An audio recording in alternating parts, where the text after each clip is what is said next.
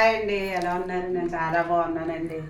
ఇప్పుడు ఈరోజు మీకు ఒక మంచి ఐటెం చూపిస్తానండి.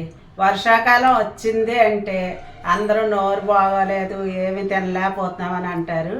ఈ సీజన్లో మనకి ఎక్కువగా దొరికేది పొట్లకాయ. పొట్లకాయతో ఎన్నో రకాలు మనం తయారు చేసుకోవచ్చండి. దాంట్లో ఇదిగా నేను ఈరోజు మీకు మంచి పెరుగు పచ్చడి చూపిస్తాను. అది ఎలా చేసుకోవాలి అంటే దానికి కావలసిన పదార్థాలు చూపిస్తాను రండి. ఇదిగోండి పొట్లకాయ, లేత పొట్లకాయ అండి.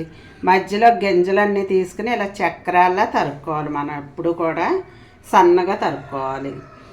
పెరుగు పెరుగు తీసుకున్నాను. ఇదిగోండి పసుపు, పచ్చిమిరపకాయలు, మరి చిన్న ముక్కలు అయితే అవి కూడా గ్రీన్ కలర్ కాబట్టి కలిసిపోతాయండి. ఈ సైజు ముక్కలు తరుక్కోవాలి. ఉప్పు, ఆవాల పొడి, కరివేపాకు నండి దీనికి కావాల్సింది. ఇది ఎలా తయారు చేయాలో ఏంటో చూద్దాం రండి. స్టవ్ వెలిగించుకుని ఇప్పుడు మూకుడు పెట్టుకుని కొంచెం వాటర్ వేసుకుందాం. ఈ ముక్కల్ని ఉడికించుకోవాలండి. సన్న సెగను ఉడికించుకుంటూ ఉంటే దాంట్లోనూ కొద్దిగా పసుపు, మనం పెరుగులో కొంచెం ఉడికించేటప్పుడు కొంచెం మాత్రం ముక్కలకి కూడా ఉప్పు ఉండాలి కాబట్టి సరిపడి ఉప్పు వేసుకోవాలండి. కొంచెం ముక్కల్లో వేయాలి, కొంచెం పెరుగులో వేయాలి. ఎందుకంటే ముక్కల్లో వేయలేదు అనుకోండి, ముక్కలన్నీ చప్పగా ఉంటే పెరుగు ఉప్పుగా ఉంటుంది.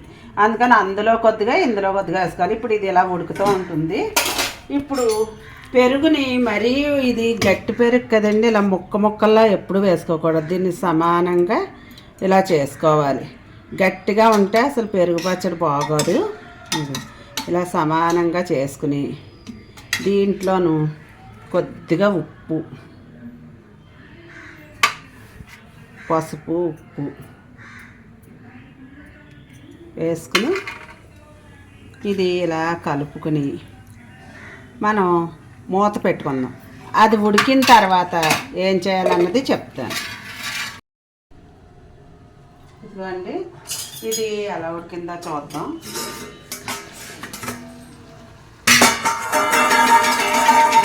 చక్కగా ఉడికిపోయింది మెత్తగాను.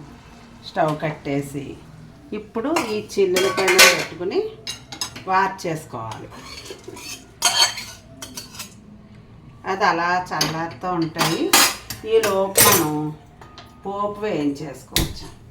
పొట్లకాయ కూడా చాలా రుచిగా ఉంటుంది. చాలా రకాలుగా చేసుకోవచ్చండి. మనం పొట్లకాయ ఉంటే ఎన్నో రకాలు చేసుకోవచ్చు. నూనె పెట్టి వండుకోవచ్చు, పెసరపప్పు వేసుకోవచ్చు, కొబ్బరికూర వేసుకోవచ్చు, పెరుగు పచ్చడి చేసుకోవచ్చు. అన్ని రకాలు చాలా వెరైటీలు చేసుకోవచ్చు పొట్లకాయ ఉంటే. ఎండుమిరపకాయ, దీంట్లో పోపుకి ఆవాలు, మినప్పప్పు, శనగపప్పు, జీలకర్ర, మెంతులు, పోపు చక్కగా మనకి సన్న సెగని వేయించుకోవాలి. ఇంగువ, కొంచెం ఇంగువ వేసుకోవాలి. దీన్ని చక్కగా ఎర్రగా వేయించుకుని పోపుని మనం పెరుగులో కలుపుకుని, పచ్చిమిరపకాయ ముక్కలు కూడా పోపులోనే వేయించుకోవాలి. కరివేపాకు కూడా పోపులో వేయించుకుంటే టేస్ట్ వస్తుంది. ఈలోపు ఆ ముక్కలన్నీ చల్లారుతూ ఉంటాయి. నేను మళ్ళీ చల్లారిన తర్వాత ఈ పోపు వేగిన తర్వాత మీకు చూపిస్తాను. ఇదిగోండి, పోపు ఎర్రగా వేగింది. ఇప్పుడు పచ్చిమిరపకాయలు కూడా ఇందులో వేసేసుకుని వేయించేసుకుందాం. కరివేపాకు కూడా ఇందులో వేసుకుంటే చాలా బాగుంటుందండి. కొంచెం చక్కట్లాడినా సరిపోతుంది. ఇప్పుడు ఇది మనం పెరుగులో వేసేసుకోవడం. చాలా సులువుగా చేసుకోవచ్చండి. మనం ఇదేమీ కష్టమైన వంట ఏమీ కాదు, కానీ నోటికి మాత్రం చాలా రుచిగా ఉంటుంది.